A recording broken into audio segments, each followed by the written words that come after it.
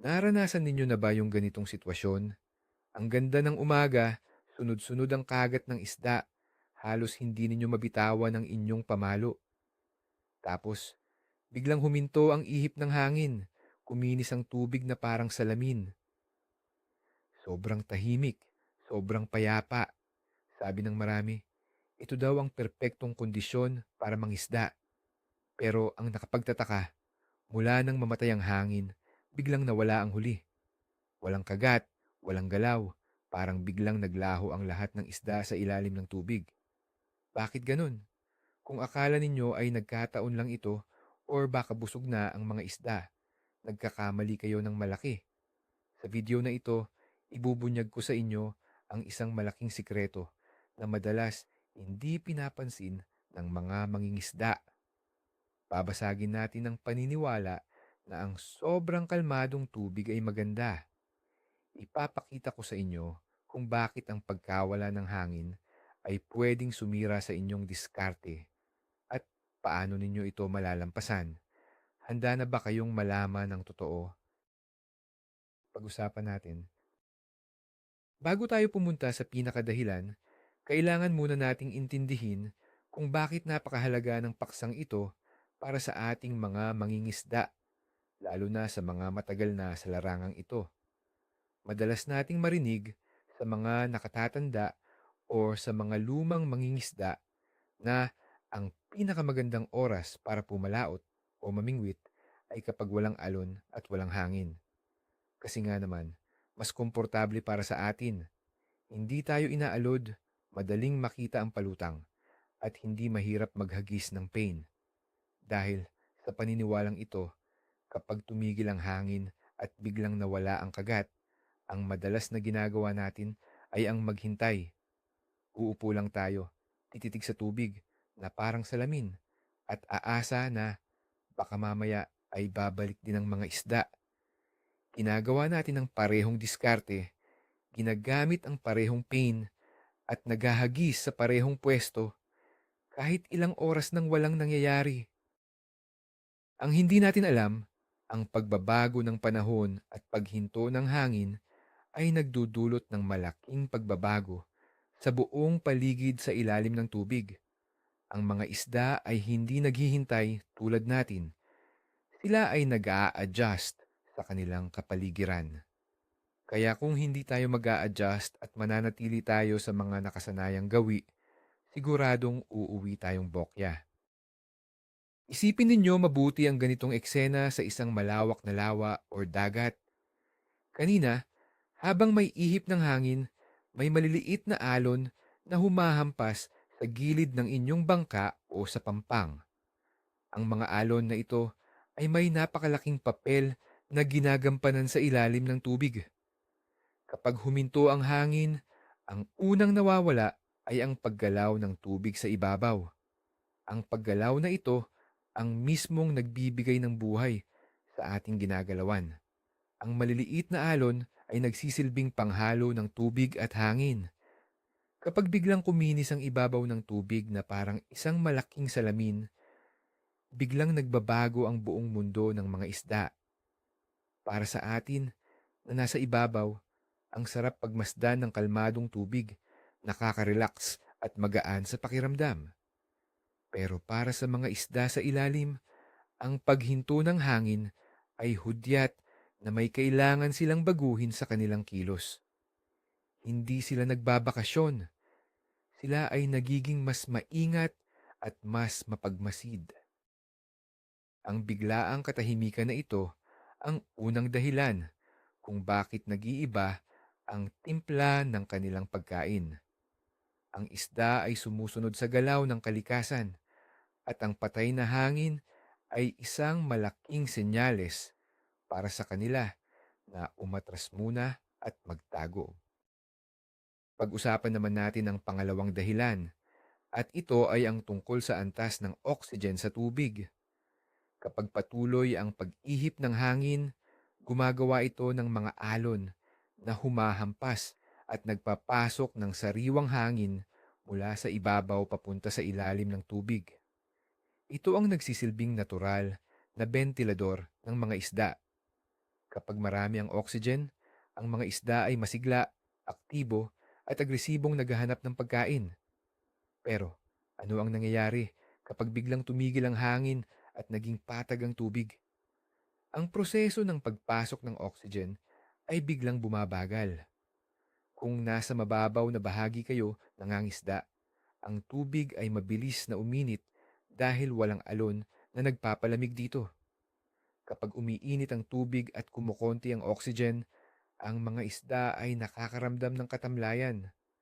Parang tayong mga tao kapag nakakulong sa isang mainit at walang hanging kwarto. Tinatamad tayong kumilos at nawawalan tayo ng gana kumain. Ganyan na ganyan ang nararamdaman ng mga isda.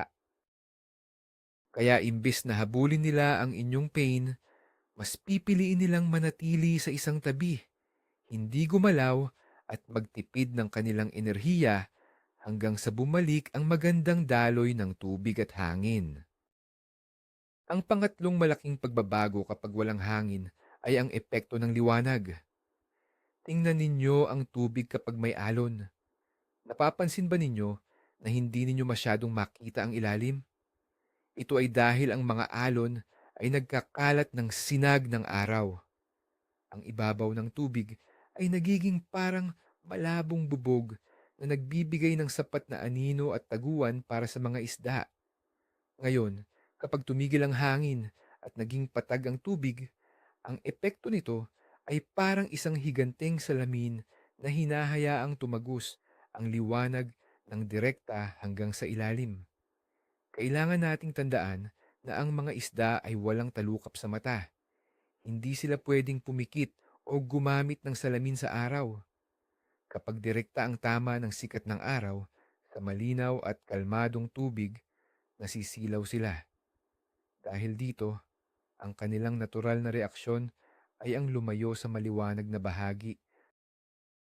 Sila ay lalangoy papunta sa mas malalim na parte ng tubig kung saan mas madilim. O kaya naman ay maghahanap sila ng mga istruktura, bato, kahoy o mga halamang dagat na pwede nilang pagsilungan. Kung patuloy kayong maghahagis ng pain sa mababaw na lugar na paborito ninyo kanina nung may hangin pa, malamang sa malamang ay wala na doon ang mga isda na hinahanap ninyo.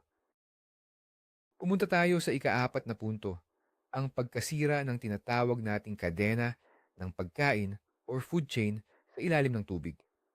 Alam ba ninyo kung paano gumagalaw ang mga maliliit na organismo na tinatawag na plankton?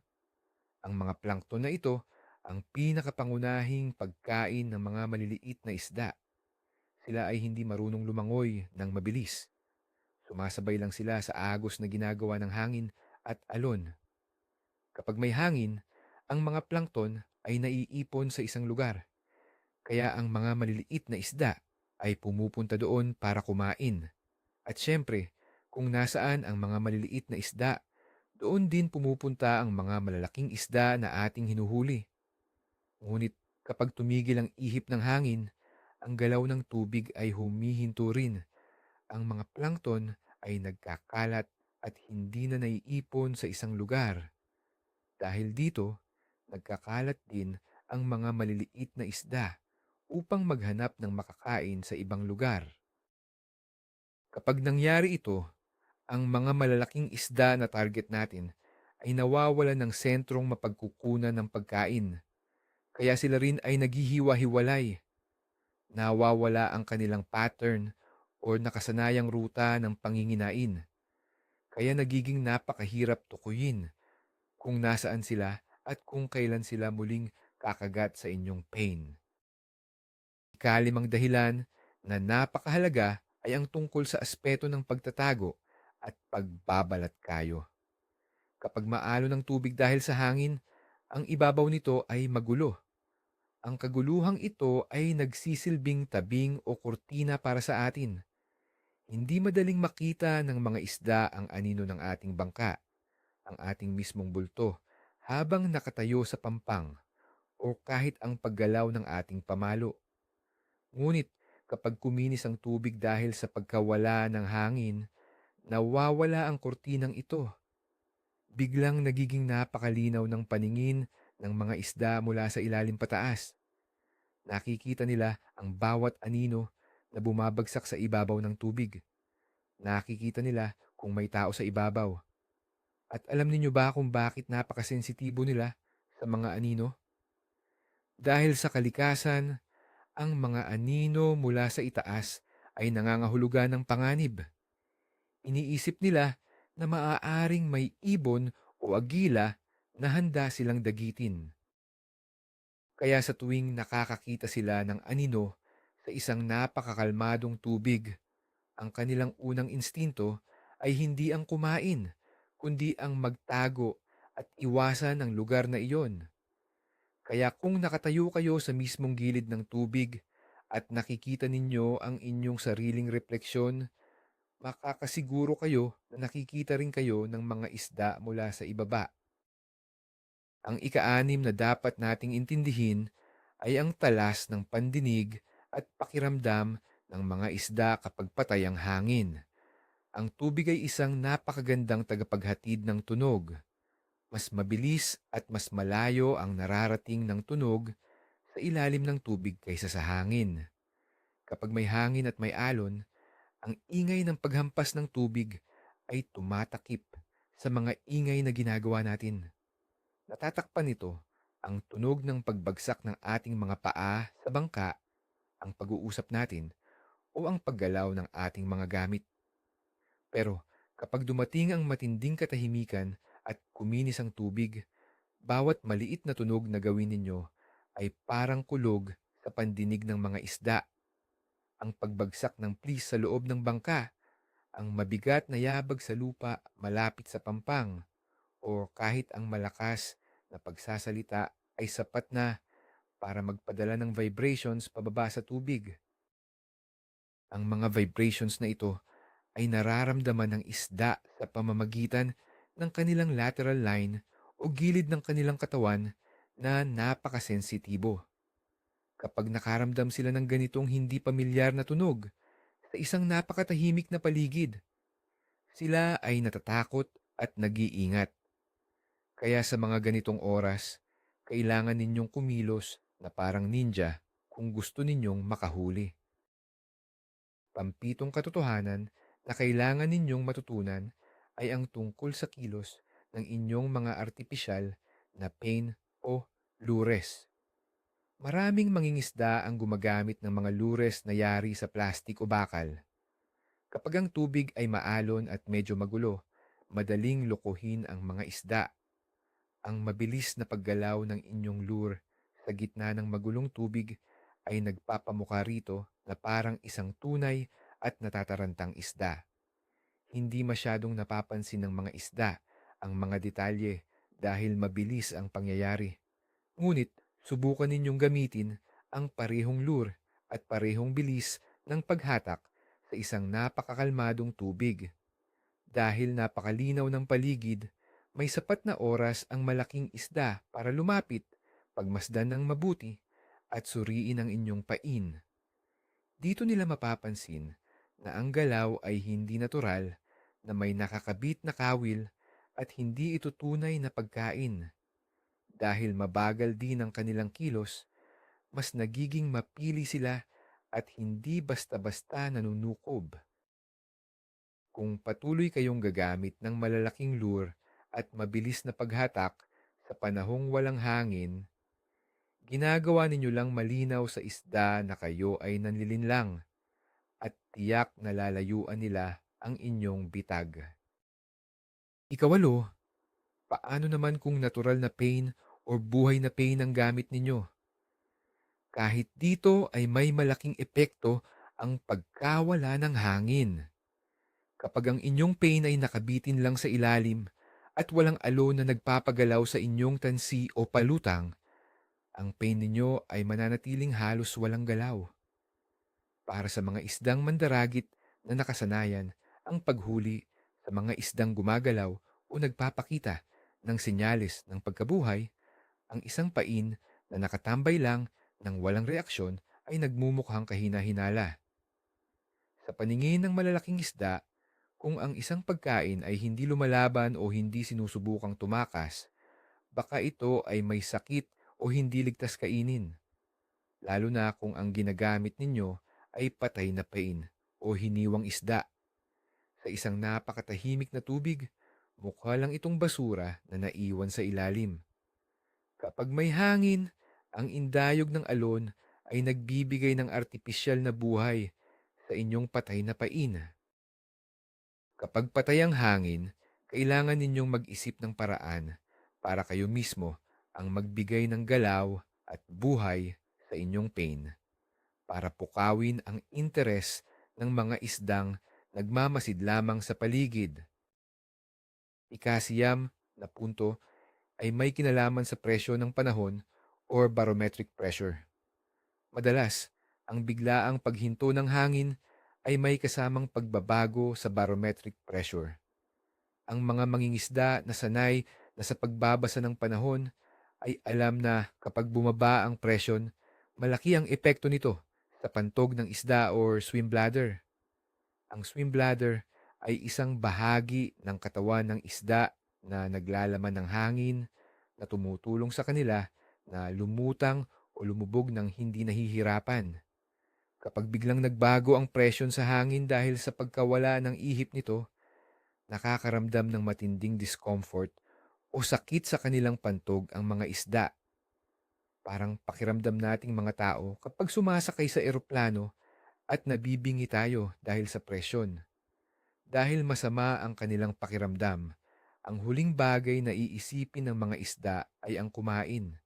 Sila ay tututok sa paghahanap ng tamang lalim kung saan magiging komportable ang kanilang katawan. Kaya minsan, kahit gaano pa kasarap ang pain na inaalok ninyo sa kanila, tatanggihan nila ito dahil sila ay abala sa pag-a-adjust sa pagbabago ng panahon na sumabay sa paghinto ng hangin. Ikasampu, ngayong alam na natin na malinaw ang paningin ng isda kapag patay ang hangin, pag-usapan natin ang inyong mga gamit, partikular na ang inyong tansi. Maraming mga baguhan at kahit na mga veterano na minsan ay hindi nag-a-adjust ng kanilang mga kagamitan. Kung gumagamit kayo ng makapal na tansi o makulay na linya noong umaga habang maalon pa, maaring hindi ito napansin ng isda.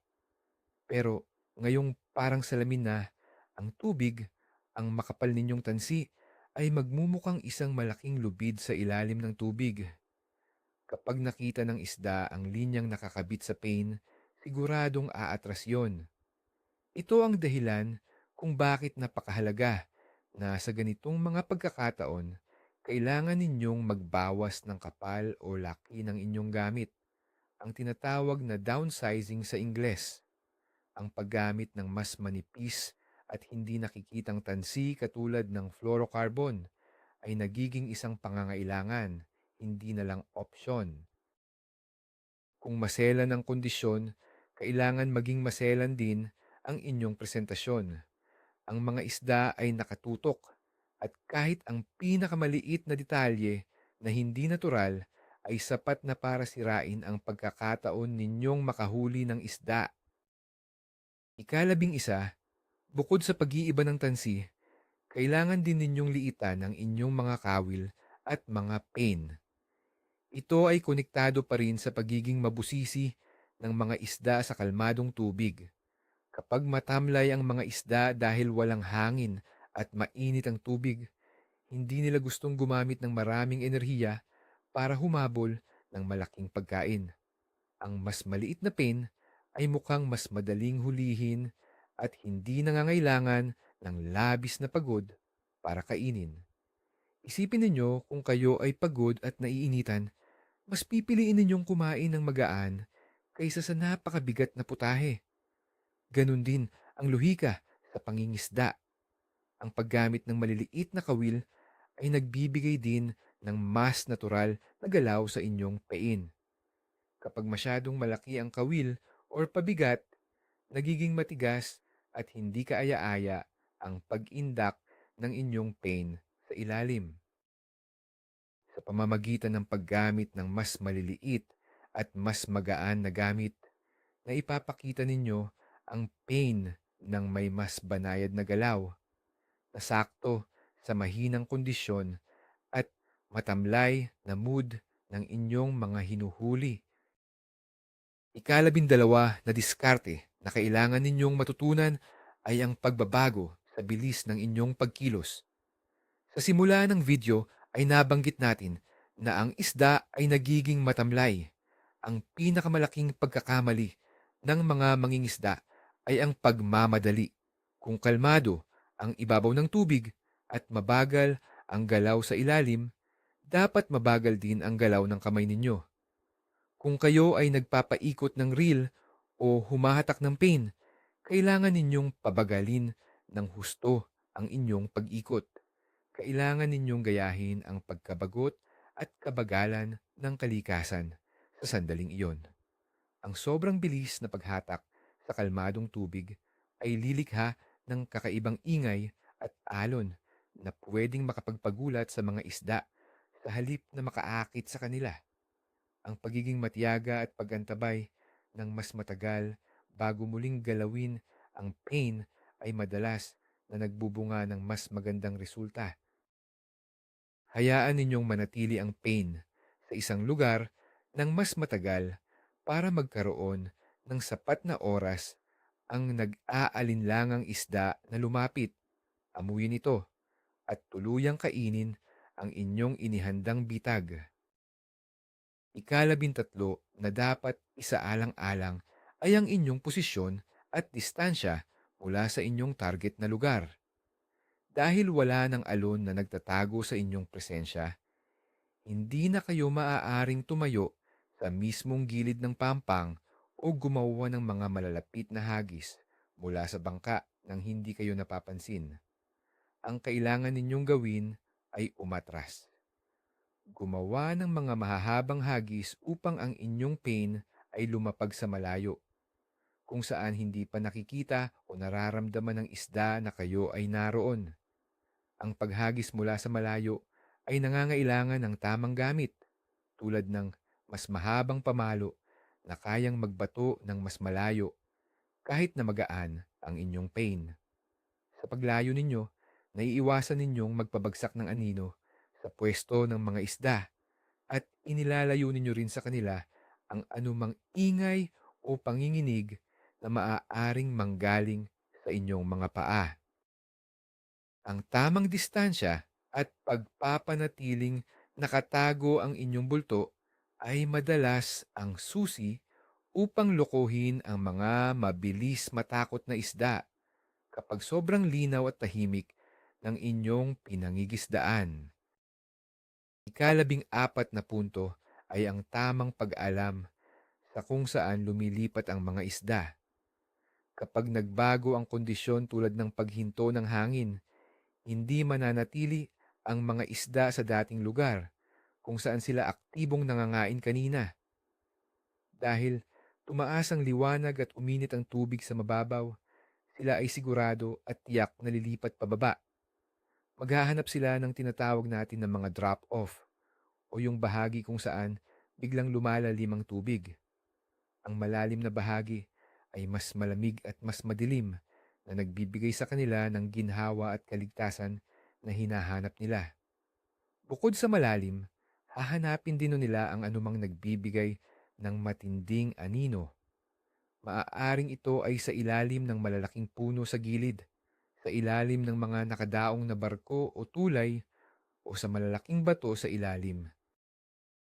Huwag ninyong sayangin ang oras ninyo sa paghihintay sa mababaw na patag na bahagi dahil garantisadong walang maiiwan na malalaking isda roon kapag sumiklab na ang araw at patay ang hangin.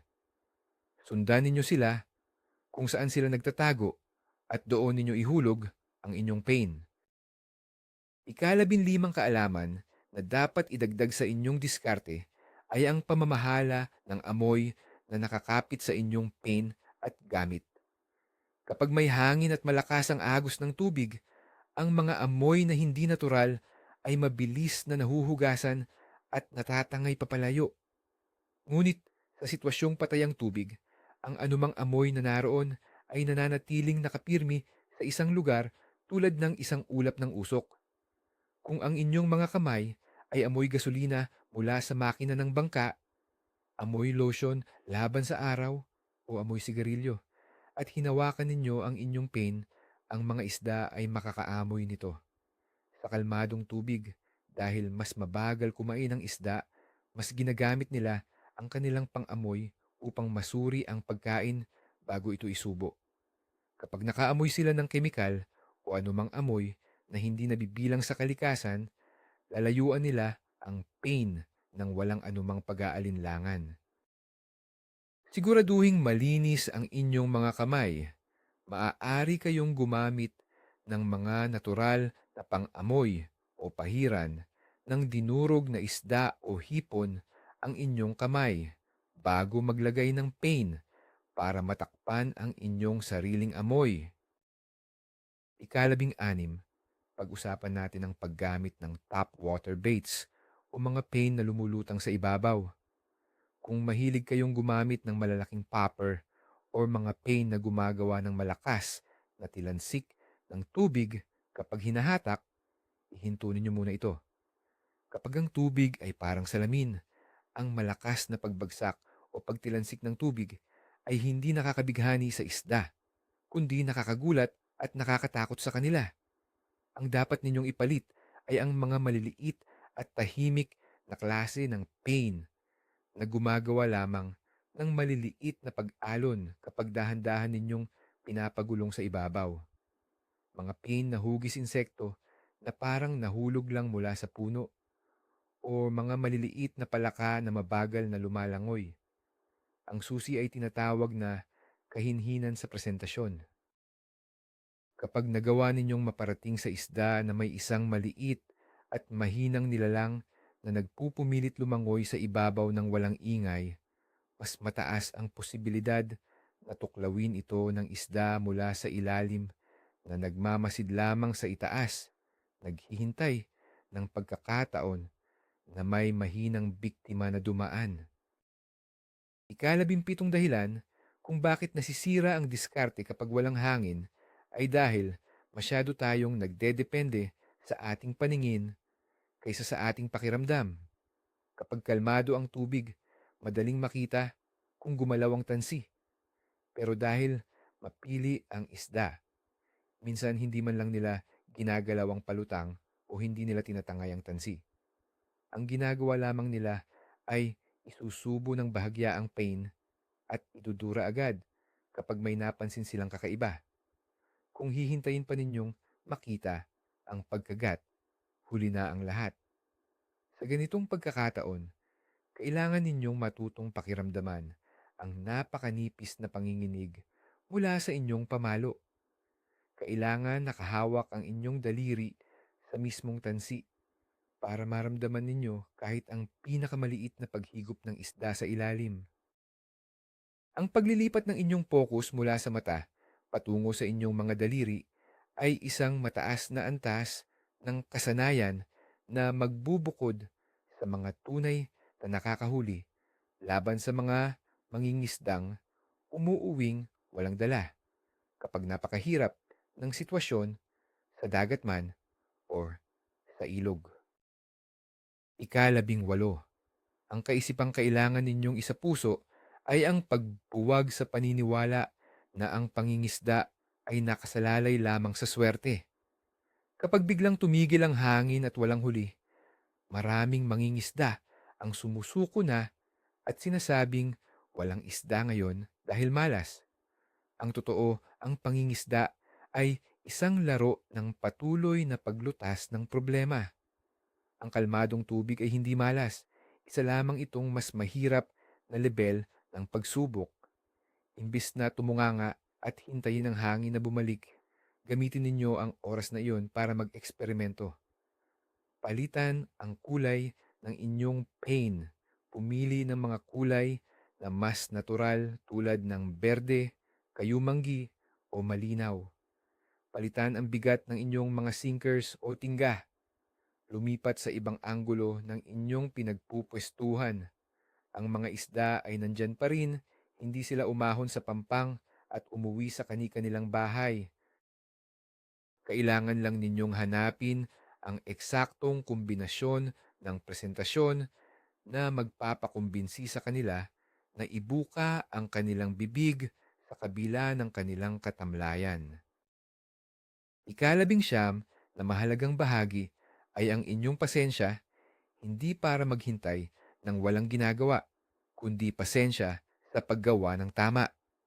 Maraming tao, kapag nababagot na dahil walang kagat, nagsisimula ng maging tamad sa paghagis. Hindi na kinokontrol ang pagbagsak ng pain sa tubig o hinahatak ng mabilis ang tansi para lang matapos. Ito ang dahilan kung bakit mas lalo silang walang nahuhuli. Kapag patay ang hangin, dito mas kailangan ng disiplina. Ang bawat hagis ay dapat kalkulado. Dapat malumanay ang pagbagsak sa tubig na hindi gumagawa ng malaking pambubulabog. Ang pagantabay habang inaanod ng napakabagalang pain ay nangangailangan ng mataas na antas ng pagpipigil sa sarili. Kapag naintindihan ninyo na ang kapaligiran ay tahimik at kalmado, dapat ganun din ang estado ng inyong pag-iisip. Huwag hayaang pangunahan kayo ng pagkayamot dahil ipinapakita iyon sa kung paano ninyo hawakan at pagalawin ang inyong mga kagamitan na siguradong nararamdaman ng mga maselan na isda sa kailaliman. Panghuli, ang ikadalawampung punto na siyang bubuo sa ating kaisipan ay ito. Ang hangin ay kaibigan ng mangingisda at ang kawalan nito ang tunay na kalaban. Kailangan nating baguhin ang nakasanayang kaisipan ng nakararami na kapag magulo ang tubig ay masama at kapag sobrang patag ay maganda. Kapag natutunan ninyong basahin ang kondisyon ng tubig at naintindihan ninyo ang siyensya kung bakit nagtatago, nagiging matamlay at nagiging mapanuri ang mga isda kapag walang hangin, mag-iiba ang pananaw ninyo. Ang pag-angkop, paggamit ng mas maliliit at mas magaan na gamit, ang paghahanap sa tamang lalim, at ang patuloy na pag-iingat na hindi mabunyag ang inyong presensya ay ang mga sikreto ng mga batikang mangingisda na patuloy na nakakahuli kahit na sinasabi ng iba na imposibleng makahuli dahil patay ang hangin. Mula ngayon, sa tuwing makikita ninyong kuminis ang tubig tulad ng salamin, hindi na kayo magugulat o madidismaya dahil alam ninyo na eksakto kung ano ang nangyayari sa ilalim at kung ano ang dapat ninyong gawin upang magtagumpay. Ngayon, malinaw na sa atin ang lahat. Ang pagtigil ng hangin ay hindi simpleng pagbabago lang ng panahon na nagpapakomportable sa atin. Ito ay isang matinding senyales na nagpapabago sa buong sistema sa ilalim ng tubig.